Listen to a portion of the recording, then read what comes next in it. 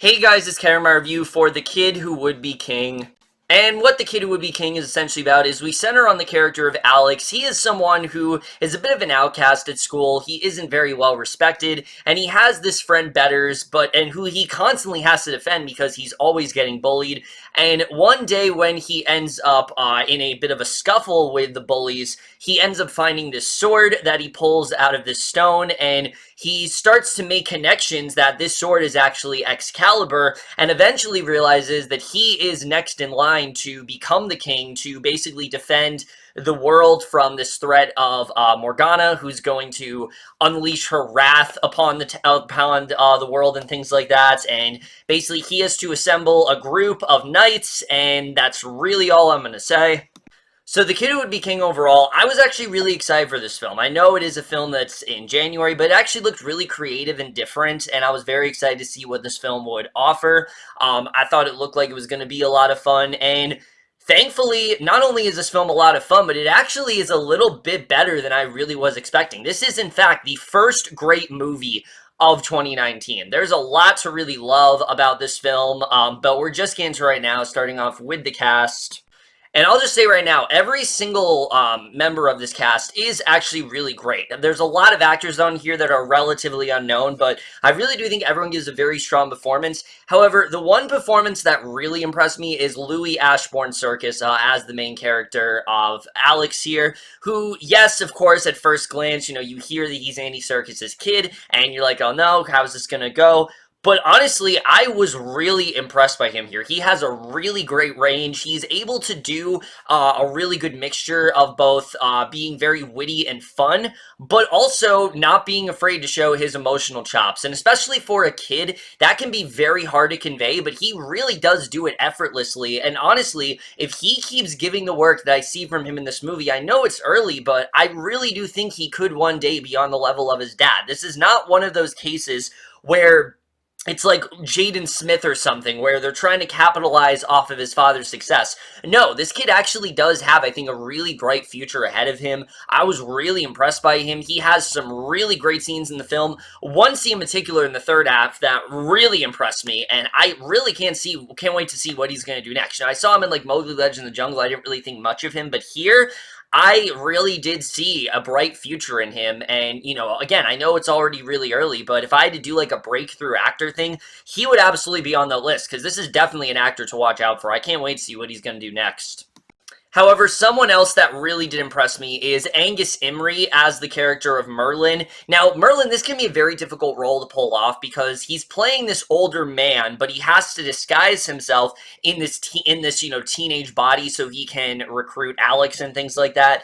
And that could get very annoying. But thankfully, Imrie actually rides a very happy medium between taking it too seriously and being way too cartoony about it. He actually finds a way to blend the two together. He is, suitably over the top, but it is in a way where it's actually a lot of fun to watch. I really liked what he did here. I thought he was very fun throughout the film. The bond that he forms with not just Alex, but all of the kids is actually really great to see. And I was overall very impressed by him, and I did like what he had to do here. Again, this is not an actor that I'm familiar with, but I definitely do want to see more work, because I do think he's going to go very far.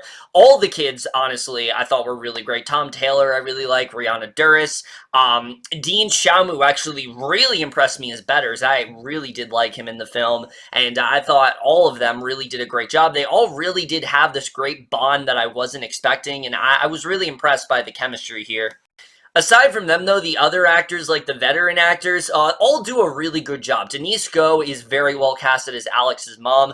The bond that they share is a bit more complicated than I expected, and I definitely really did enjoy that. Patrick Stewart is obviously great as the adult version of Merlin. He's not in the movie as much as you'd expect, but he comes out at just the right time, and I thought he was a lot of fun to watch. And then, of course, Rebecca Ferguson. I really did enjoy her. We'll get more to her character a little bit, but I thought overall she definitely did do a really good job. There really isn't anyone in this cast that I don't think isn't doing at least the best they can possibly do with the source material. I was overall very impressed by this cast here. Now we really want to get to the directing and the writing, which unfortunately I have to make a confession. I have not seen Attack the Block, so this is actually my introduction to Joe Cornish, and after seeing what he did here, I can very well see why people praise that film as much as they do, because he definitely does have a real eye when it comes to being creative and imaginative. What he's able to do with this film is he's able to have a lot of fun moments in there that it is definitely very funny. Like, there are a lot of moments in this film that I thought were pretty hilarious, but he also is doing a great job at telling a very grounded story. Like, the directing for this film, he does keep it, for the most part, grounded in reality, and I was overall impressed by his directing here, and I thought overall he definitely demonstrated his ability for sure. But the writing is really what impressed me with this film, because, you know, at first glance, this just seems like another really, by the numbers kids film, something along the lines of like The House of the Clock and Its Walls or Goosebumps. In fact, that's where I thought this film was going to fall. I thought this would be one of those films where I'd be looking forward to it, and I'd say it was maybe fun in the moment, but it's one that would slowly leave my head, like those films have. Not the first Goosebumps, I'm talking about the second one, obviously.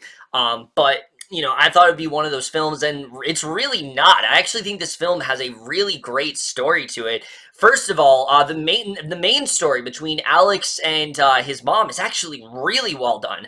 Alex is someone who he has a really hard time letting go of something that's happened to him recently. His father has just kind of up and left, and he's very unsure why. And he uses this mission actually as a way to find his father, and he starts to convince himself that something more might be going on with his father. And it's very intriguing in that way. And it's not only intriguing, but you really do want Alex to succeed. You want Alex to find his father. You want him to be able to get over his plights. And I think they did a really great job with setting up that character. I actually really liked where they end up taking him and where it ends up going, like where they go with that whole story. It's not where you might expect, and I was overall very impressed by that. I really did like what they did with that story overall. But then, of course, the mythology elements as well are also very well done here. I mean, it is definitely very fun to see. A lot of the parallels between what Alex sees in his book versus what he actually sees in real life, it's actually really cool. You could definitely tell that Cornish is someone who clearly is invested in this mythology, and the parallels that he makes are really well done. To my knowledge, this is not a film that's based on any previous works. Obviously, it is based on King Arthur, but I don't think it's based on a book or anything like that, and I think overall, Cornish did a really good job with coming up with all this stuff, and I was very impressed with the story here. I do think it is very well done. And the side characters as well. I will say right now, they're not as well developed as Alex. That definitely is a small complaint I have, but they all are really interesting, and they're not nearly as one-dimensional as they could have been. Betters could have easily just been the overweight best friend of Alex that's just making, like, really stupid jokes all the time. But no, he actually goes in a really intriguing direction that I legitimately would want to see more of. Where he ends the film especially, I want to see more of where he ends up going. I thought it was honestly really interesting to see. I will say the two bullies in the film, you know, the characters of Kay and Lance, I thought they were good. I liked their inclusion in the film, but I didn't really feel we got fully behind them, like who their characters were outside of them being bullies. We didn't really get to see that. Like, we do get the sense that there's a reason why they are this way, and seeing them form the team, I did like seeing, but I just wanted to maybe peel back the layers a little bit more, and considering that the film is 2 hours long, I think there was potential that they could have done that, and they just didn't. But again, overall, I was really impressed when it came to the writing here. There really isn't too much to be upset about. The only real flaw that does bring this film down, minus, like I said, those two characters, is the villain in the film. The villain is Morgana, and like I said, Rebecca Ferguson does do a very good job. The problem is she doesn't really have a lot to work with. A lot of the film, it's just her kind of slithering around, and every so often you'll hear her be like, "This is the boy. This is the boy that we've been waiting for. This is the boy." And she just constantly goes on, and her motivation overall, it's not a bad one. Like, I don't think it's a bad motivation, but just in general, I did not really feel her as a villain. I thought that she was kind of generic, honestly, and anytime she came up, it's not like the film would get bad. It's not like the film would not be as fun as it was, because I still was enjoying it. I just felt that they could have maybe done a bit more with her as a villain. I didn't really feel her as a villain, and I think they could have done a much better job with that overall. In terms of cinematography, though, this film definitely is very much does deliver on that front, because the cinematography here is really well done, a lot better than I was expecting. The visual effects actually look really good. There are these, like, sort of like these, like, horsemen that keep coming after them, and they were actually really well done. I actually did feel threatened by them. I think they're definitely a very good, formidable foe. And again, Morgana wasn't really that great villain. These guys actually were legitimately frightening, and I liked where they end up going with them. I like the look of that, the look of the sword and things like that. Like, there was actually a lot of care in the visual effects department, much more than I was expecting, and I think they did a really good job with the world building as well. There's a lot of interesting stuff they do. The magic is actually really well done. Merlin, especially, just seeing him, and his abilities, and seeing the kids perfect their abilities was also a lot of fun to see, and I really did enjoy the cinematography a lot here, and they definitely do not let you down. I mean, the third act especially, they really do go all out. There's a really well done fight scene towards the end of this movie. It was far more epic than I was expecting from something like this, but I was actually really into it. I really liked the way that the fight scene was done. I thought it was really impressive. The score as well here is actually really entertaining. I enjoyed the score a lot. It's one that, I think I'm probably going to be humming and listening to months from now, honestly. I really did enjoy the score a lot. And then the editing. The film is 2 hours long. There are a couple points in the beginning where the film did drag just a bit for me, but for the most part, I was into this pretty much the entire time. I had a lot of fun with what I did get here. I think that the characters and things like that, there's definitely enough there's enough going on there for this to be 2 hours, and I don't think it's something that kids are going to be easily bored by either. I think this is something that you can take your kids to, and they're going to have a lot of fun with it, but then there'll also be great stuff for, the more adult audiences. I think there's definitely a nice blend there. Overall, The Kid Who Would Be King was just a lot of fun. I enjoyed this movie way more than I was expecting. The cast here is all really great. They all do a very good job in their roles. The world building is very strong, and honestly, this is one of those films where I don't think it's going to happen, but if they were to announce a sequel,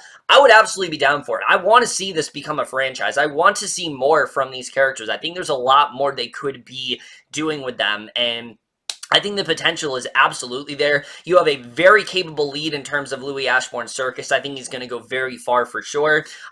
Again, it really is just those few things that keep it from being this amazing film. But again, this is, for me, the first truly great film of 2019. It's the first film I can absolutely recommend that you see as soon as possible in 2019. I really do not think it's getting enough attention.